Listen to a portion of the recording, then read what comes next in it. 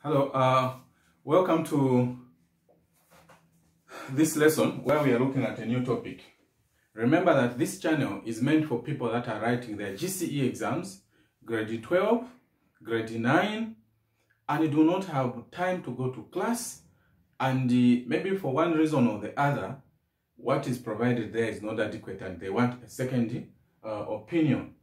And I want to strongly recommend this platform as a #1 provider of quality lessons of mathematics. So in this presentation, I'm introducing a new topic which is in grade 11. The questions here have been drawn from various books. I do not claim creation of these questions. They are a compilation of questions from different sources: Additional Mathematics, Pure and Applied, Progress grade 10, Progress grade 11, and other books have also been used. So we have to make sure that we stick to this channel to learn the mathematics that is required of us to pass mathematics, grade 12 GCE exams. All right, so this is the first lesson in this topic. Sequence and series has two parts: arithmetic progression and the geometric progression. So far, I have noted that arithmetic progression, which is an AP, does come in in paper 1. Then the other one, which is GP or geometric progression, appears in paper 2. So now, let's look at what is involved here. By definition, we're going to start with an AP. An AP, we're going to look at we're going to look at 4 lessons in AP. Then we go to geometric progression, where we're also going to have 5 or so lessons. Then that will bring us to the end of the topic. All right. So now, under sequence and series, we're going to start with an AP. What is an AP? As we can read here, an AP is a sequence in which each term is formed by adding a constant amount to the previous term. This constant amount is called common difference, and it's denoted by the letter D. All right? And then this is the formula that we use to find the common difference. D is the common difference. This is the second term. This is the first term. So if you want to find the common difference, you have to subtract the first term from the second term. All right? If you are using this one, then you need to subtract what? The second term. If you are going to say, to find the common difference here, you have, it will be this one. All these, they still give you the same thing. Okay? So, that is what we are supposed to know here. All right? So, when you look at what is here, we want to determine if these sequences here form an AP or not. We want to determine whether these sequences form an AP or not. And how do we do that? It is the common difference that we use to get to that conclusion. And how is that proven? Let's start with the first one. We know that to find the common difference, we use this formula. To find the common difference. So meaning we are going to find, for instance, let's start with this one. If you want to prove if this is an AP, we are going to say the common difference which we find here should be equal to the common difference also that we are going to find when we subtract this part. If these two are equal, then we can confirm that what we have is an AP. But if they are not equal, then that is not an AP. So, this is the second term, the first term, the third term. So we start with the second term. The second term, what is our second term here? Our second term is 6. So we're going to say 6 minus, all right? 6 minus the first term is what? Is equal to, this should be equal to what? 9 minus 6. All right? Then we divide. I mean, we subtract here. This is going to give us 9. This is going to give us what? 3. And these two are not equal. If these two are not equal, as we have seen here, then we know that this is not an AP, because the common difference should be the same. So the first one is not an AP. We can make that conclusion. For the first one, it is not an AP. All right?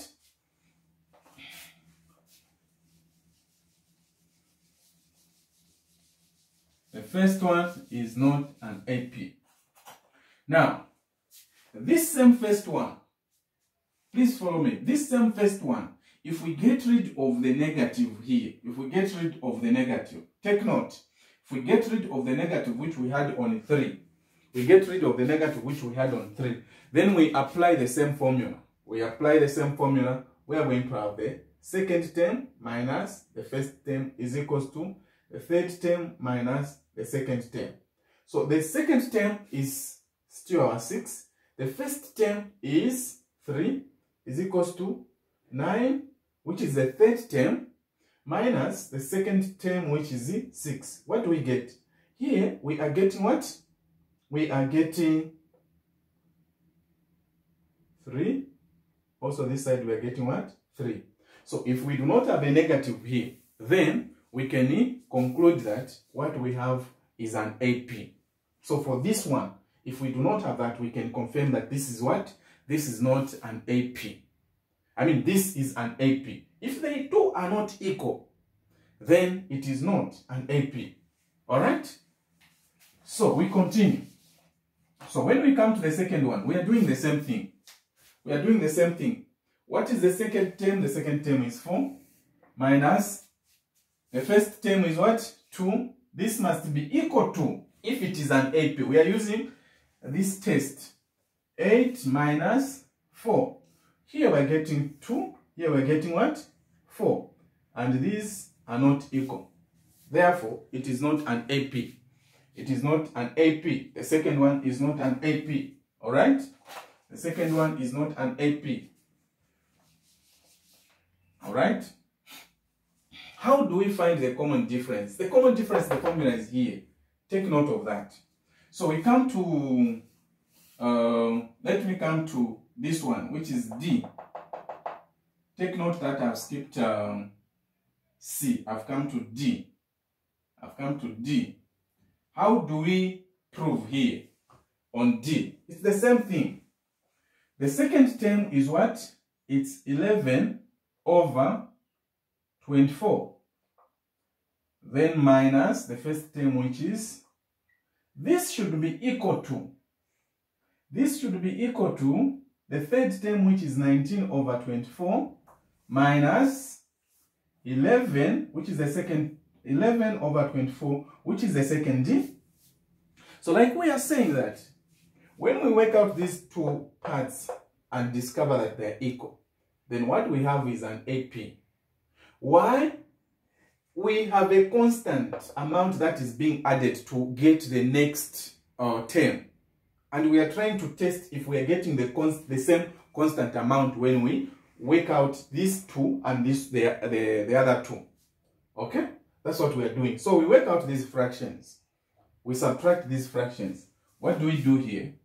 We know that what is the lowest common multiple here. The lowest common multiple is what? 24. So 24 into 24, it is 1. 1 multiplied by 11, we get 11. Minus this into 8 into 24, it is 3. 3 multiplied by 1, we get 3. This must be equal to, here we have 24. 24 into 24, so we're going to have 19. We're going to have 19 minus 11. All right? We're going to have 19 minus 11. So, what do we get here? What do we get here when we subtract? Let's do the subtraction. What are we getting? 11 minus, we get 8 over 24. This is equals to what? This side, what do we get? What do we get this side? We also get 8 over 24. We get 8 over 24. Please, can you follow me? Therefore, at this point, you have seen that what we got this side and the other side is the same. Therefore, we can conclude that this is an AP. But if we had different things, different fractions here, that could have been something else, not an AP. But you have to make sure that you are sure of what you got here, because it may be your calculations that are wrong. Then you are going to deduce that what you have is not an AP, when in the actual sense you have missed the calculations. All right, so it's better you are sure that your calculations are correctly done before you make that conclusion.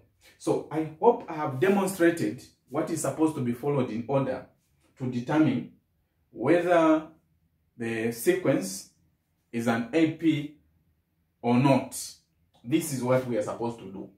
We use this formula to prove that. We know that one of these formulas, or what we are doing here, is like, in other words, we are finding the common difference. So we have found the common difference here. So this part is as given as, even when we use the other part, we're getting the same thing. So we can make a conclusion that, okay, this is an AP. So if we are finding the common difference, you're just using either this part or that part to get the common difference. So now, I have done this. I tried 2, this one, and this one. So we are remaining with 1, 2, 3, 4, 5. These, even this one, I want you to do. Even this one, I want you to work out these. All these that I have not done this side, they're going to act, or they're going to fall under your exercise. All those that I haven't worked out this side. Now, let's come to this part, the second question. Let's come to the second question. Let's come to the second question.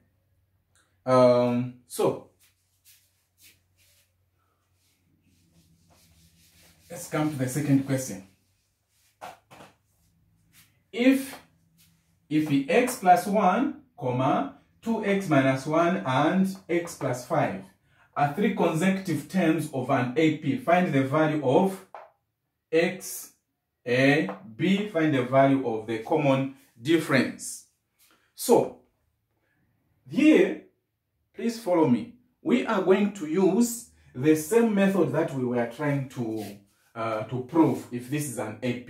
So, this we have already been told that it's an AP. So, it's not the question of us proving. We are just going to form an equation that is going to assist us find the value of x.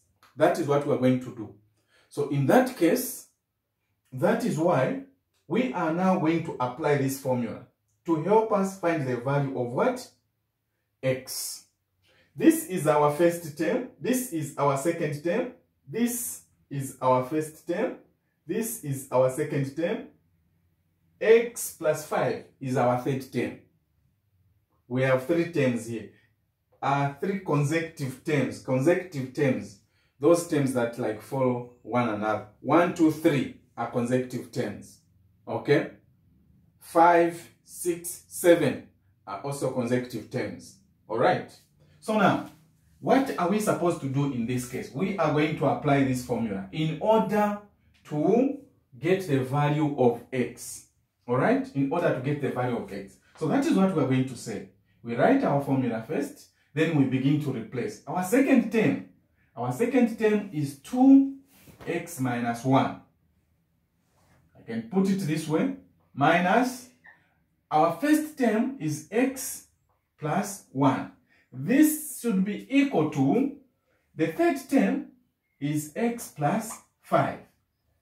which should be, we subtract 2. All right. So we need to work out this as an equation to find the value of x. To find the value of x. So this is what we're supposed to do.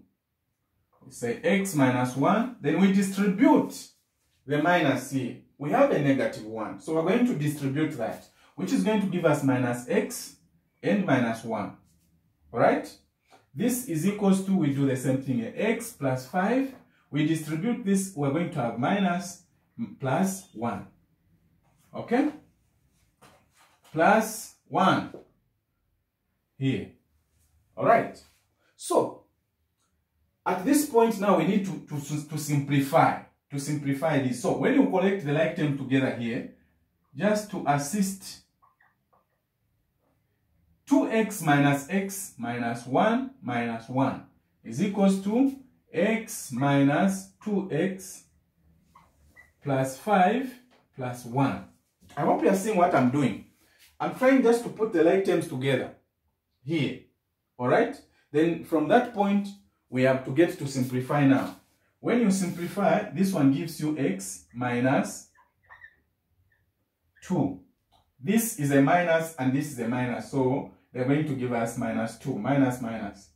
Okay, you add and keep the sign. So here, this is x minus 2x. This gives us negative x plus 6. Alright? Are we together? So we solve this as an equation now. At this point, we put the like terms together. It's the question of like the additive inverse and stuff. So we have x. When this x comes the other side, the additive inverse of minus x is plus x, which is this one. Then we have 6. This one, the additive inverse of plus 2. I mean minus 2 is plus 2. So it will come this side as a plus 2. So this gives us 2x is equals to 8. When you want to find the value of x, we multiply both sides by the multiplicative inverse of 2, which is, in other words, we say we divide by 2 here. So x is equals to 4. That is the value of x. Take note of this. Take note of this work that I've presented here. Take note of this. So this is the value of x. So if you want to find the actual term here, you just bring this 4, replace, this is going to be 5. Also here, you multiply this, that's going to be 8 minus that, you get 7. Then this is going to be 9. That is how you get to find the actual terms. You need to replace the value of 4 with the value of 4 that you got. So what we have here now is what? The value of x. What we have here is the value of x. Take note of the questions that I said you are going to solve here. So you should be able to write them down. You should be able to write them down. Okay. So after having done all this, now we can go back to finding the common difference. Finding the common difference. How do we find the common difference? So I did mention that to find the common difference, the formula, the letter that represents common difference is D. The second term minus the first term gives us the common difference. The second term minus the first term gives us the common difference. The constant that is added to get the next term. Alright? So what is our first term here? Our first term is x plus 1. Our first term is x plus 1. Our second term is 2x minus. So now, it is up to you. It is up to you.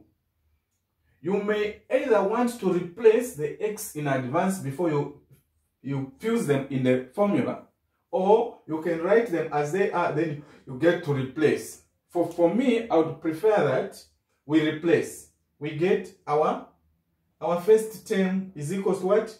We put 4 here, which we got. 4 plus, we get what? 5. Then our second term, when you put 4 here, it will be 2 multiplied by 4, you get 8. Then 8 minus 1, you get 7. Alright?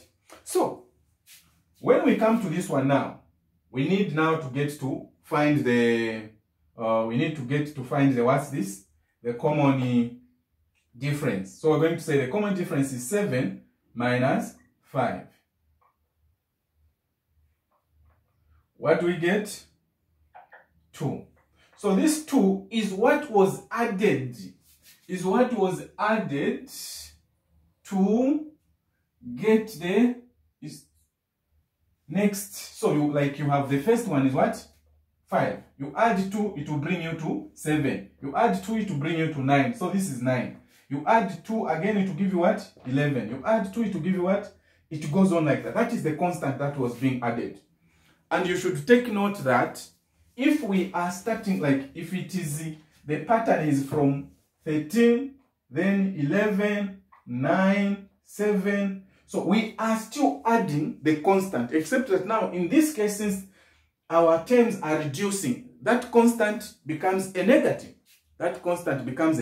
Because it's like, it's going to be 11 minus 13, which is going to be negative 2. And we are adding a constant which is negative 2 going down.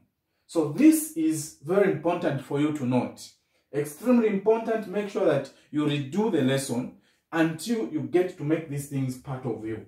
Remember that I've told you that for me, the books that I use to prepare this lesson is Progress Grade 11 as well as Pure and Applied Mathematics, Additional Mathematics. So it's just to make sure that you compare the concepts. As for you, go through these things. Check for other works that you can look at. But basically, these are the concepts that you need to know. These lessons are brought closer to you so that you are assisted to pass your exam without difficulties. Otherwise, please do the questions that I did in KTA just to prove. Remember that to find a common difference, like I did mention, it is this formula. Okay? If you are proving, so like in this case, we needed to find this common difference equated to it so that we get to find the value of x. Otherwise, make sure you subscribe to this channel so that all the lessons that we upload, you are on hand to receive them and watch so that you keep touch and up to date. Otherwise, thank you so much for watching. All right, until next time.